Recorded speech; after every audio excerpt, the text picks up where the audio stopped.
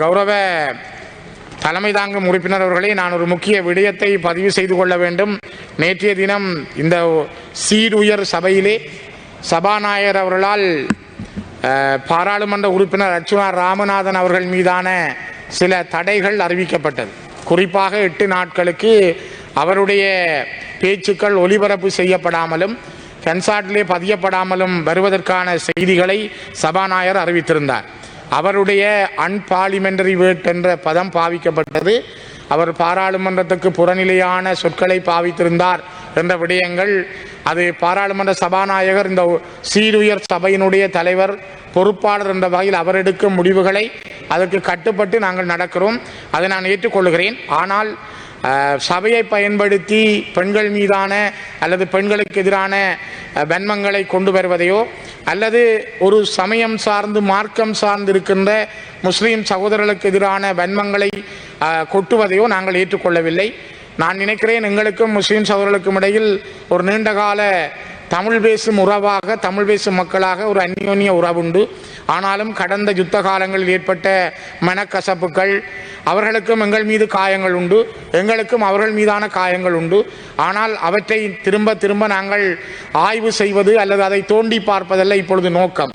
நாங்கள் தமிழ் பேசும் மக்களாக அவரவருடைய மார்க்கம், மதம், அவர்களுடைய சம்பிரதாயம், கலாச்சாரம், பண்பாடுகளை மதித்து நடக்கின்றவர்கள் என்ற வகையில் நாங்கள் அதற்கு எதிரானவர்கள் அல்ல. ஒரு காலமும் தமிழ் மக்கள் அதனை எதிர்க்கவும் இல்லை. அதே நேரம் அர்ச்சுனா அவர்கள் சில விடயங்கள் பேசிய விடயங்கள் தவறுகள் இருக்கலாம். அவ்வாறு தவறுகள் இருந்தால் ஒட்டுமொத்த தமிழ் மக்கள் சார்பிலும் கூட நாங்கள் அதுக்காக மன்னிப்பு கேட்கிறோம். முஸ்லிம் மக்கள் அதனை பெரிய விடயமாக எடுத்துக்கொள்ளக்கூடாது என்பது எங்களுடைய மிக வினயமான வேண்டுகோள். ஆனால் இன்னொரு வகையிலே ஒரு தமிழ் பாராளுமன்ற உறுப்பினராக அர்ச்சுனா அவர்களுக்கான ஒரு தடை இந்த பாராளுமன்றத்திலே முதல் வந்திருப்பது நான் நினைக்கிறேன் அது ஒரு ஆரோக்கியமான விஷயமா என்று நான் பல தடவைகள் யோசித்ததுண்டு. நேற்றையிலிருந்து நான் ஒரு நீண்ட நேர யோசனைகளுக்கு பின்னர், ஆய்வுகளுக்கு பின்னர் இந்த பதிவை நான் செய்ய விரும்புகிறேன்.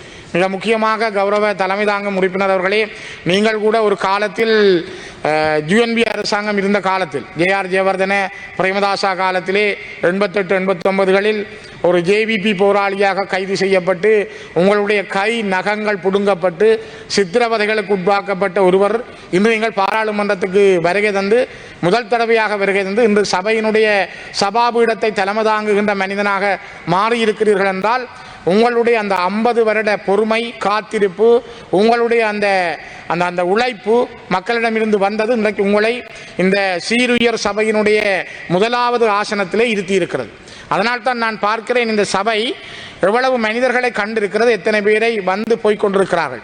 இருக்கிற பொழுது ஒரு பாராளுமன்ற உறுப்பினர் மீதான குற்றம் என்பது நாளை இது இன்னும் எத்தனை பேர் மீது பாயலாம், யார் யாரை என்னென்ன வகைகளில் அடக்க முடியும், இது ஒரு தேசிய நல்லிணக்கத்துக்கு குந்தகமானது என்ற வார்த்தைகள் எங்களை சில தேடல்களை நோக்கி நகர்த்தி இருக்கிறது. குறிப்பாக நான் நினைக்கிறேன், பெரியசாமி சந்திரசேகரன் அவர்கள் இந்த பாராளுமன்றத்தில் பிரதி அமைச்சராகவும் இருந்தவர், ஒரு தமிழ் தேசியவாதி, கிளிநொச்சி மண்ணிலே ஒரு கலாச்சார மண்டபத்தை கட்டித்தந்த பெருமைக்குரியவர்.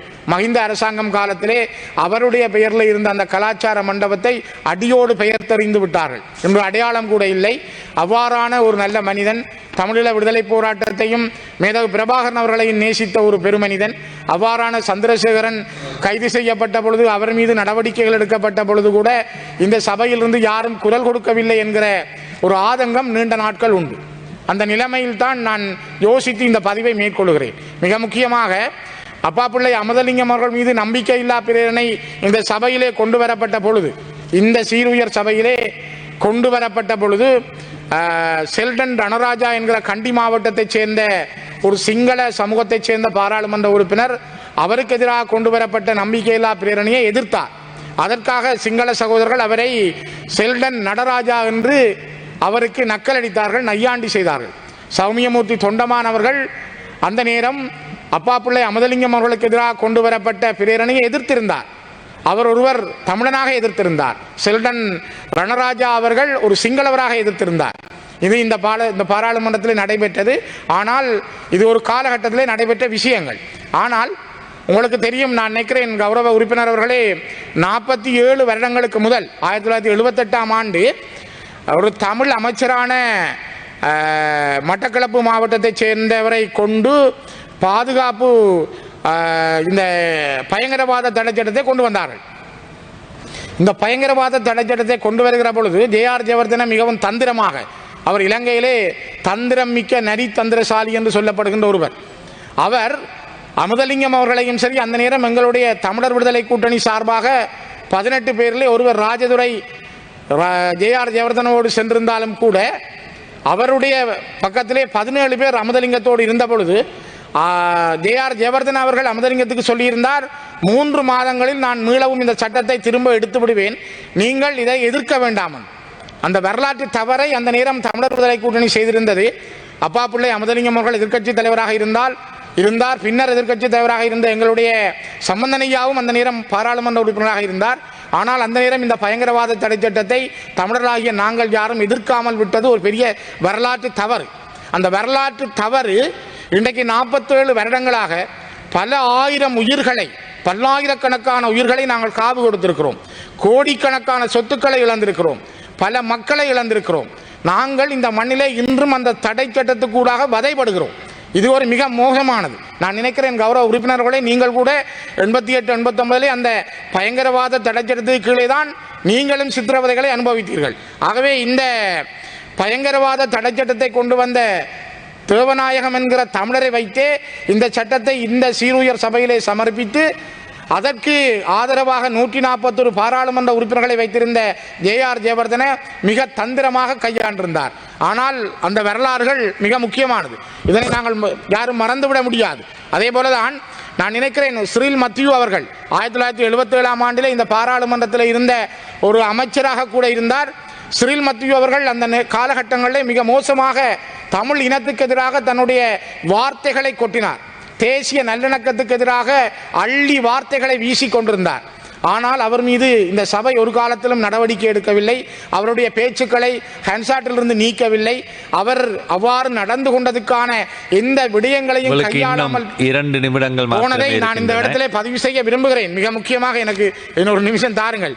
மிக முக்கியமாக இந்த நாடாளுமன்றத்தில் பிரதமராகவும் முழு நாடு தழுவிய மக்களால் ஜனாதிபதியாக ஆக்கப்பட்டவருமான ஜே.ஆர். ஜெயவர்தன லண்டனிலிருந்து வெளிவரும் லண்டன் டெய்லி டெலிகிராப் என்ற பத்திரிகைக்கு 1983 ஜூலை 11ஆம் தேதி அளித்த நேர்காணல், அதாவது கருப்பு ஜூலைக்கு 12 நாட்களுக்கு முன் கூறிய வார்த்தைகளை எவ்வளவு இனவாத தமிழின அழிப்புக்கு காரணமாக இருந்ததை அறியலாம். மிக முக்கியமாக யாழ்ப்பாண மக்களின் அபிப்பிராயத்தை பற்றி எமக்கு எதுவும் கவலை இல்லை, அவர்களை பற்றி எம்மால் எதுவும் யோசிக்க முடியாது, அவர்களின் உயிர்களை பற்றியோ எங்களை பற்றி அவர்கள் என்ன நினைக்கிறார்கள் என்பது பற்றியோ எமக்கு கவலை இல்லை. இவ்வாறு லண்டனிலிருந்து வெளிவருகின்ற டெய்லி டெலிகிராப் என்கிற 1983 ஜூலை 11ஆம் தேதி ஜே.ஆர். ஜெயவர்தன அவர்கள் அளித்த செவ்வி 1934ஆம் ஆண்டிலிருந்து தொடர்ந்து அரை நூற்றாண்டுக்கு மேலாக 56 ஆண்டுகள் இலங்கையின் அரசியலை வழிநடத்தி சென்ற ஒருவர், பல உயர் அமைச்சு பதவிகளை வகித்த ஒருவர், பிரதமர் பதவி வகித்த ஒருவர், 1க்கு 2 முறைகள் தொடர்ந்து ஜனாதிபதி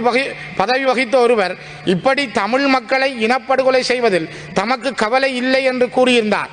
நான் ஏன் பதிவு செய்கிறேன் என்றால், இவர்களெல்லாம் பேசிய பொழுது தேசிய நல்லிணக்கம் பற்றி, தேசிய இணக்கம் பற்றி அந்த நேரத்தில் இந்த சபையிலே எந்த நடவடிக்கையும் எடுக்கப்பட்டிருக்கவில்லை. அதனால்தான் நான் இதனை குறிப்பிட விரும்புகிறேன். கரு ஜெயசூரிய அவர்கள் சென்ற பாராளுமன்றத்திலே சபாநாயகராக இருந்த பொழுது இதே நீங்கள் இருக்கிற சபையிலே தூளடித்தார்கள், இருந்த புத்தகங்களை தூக்கி எறிந்தார்கள், வணக்கம் செலுத்துகின்ற சத்தியம் செய்கின்ற புத்தகங்களை கூட தூக்கி எறிந்தார்கள், மிக மோசமாக நடந்து கொண்டார்கள். ஆகவே நான் உங்களிடம் சொல்ல, டிபி விஜயதுங்க ஒரு காலத்தில் ஜனாதிபதியாக இருந்தார் பிரேமதாசாவுக்கு பிறகு. அவர் சொன்னார், நாங்கள் சிங்களவர்கள் எல்லாம் ஒரு மரம் என்றால் தமிழர்கள் நீங்கள் கொடி போல எங்களில் படலாமே தவிர நீங்கள் மரமாக கூடாது, மரமாக நினைக்க கூடாது என்று சொன்னார். எவ்வளவு வக்கிரமான வார்த்தைகள்! ஆகவே ஒரு நாட்டினுடைய ஜனாதிபதிகளாக இருந்தவர்கள், பிரதமராக இருந்தவர்கள், ஒரு நிமிஷம், பிரதமராக இருந்தவர்கள் இந்த நாட்டிலே எவ்வாறு இனவாதத்தை தூண்டினார்கள், தேசிய நல்லிணக்கத்துக்கு எதிராக செயல்பட்டார்கள். அதனால் தான் நான் இதனை குறிப்பிடுகிறேன். என்றால் நான் ஒரு இறுதியாக ஒரு வார்த்தை, 1990ஆம் ஆண்டு நடுப்பகுதியிலே மக்கள் வங்கியால் வெளியிடப்படுகின்ற பொருளியல் நோக்கு என்கிற ஒரு பத்திரிகை, ஒரு சஞ்சிகை வெளிவருவது.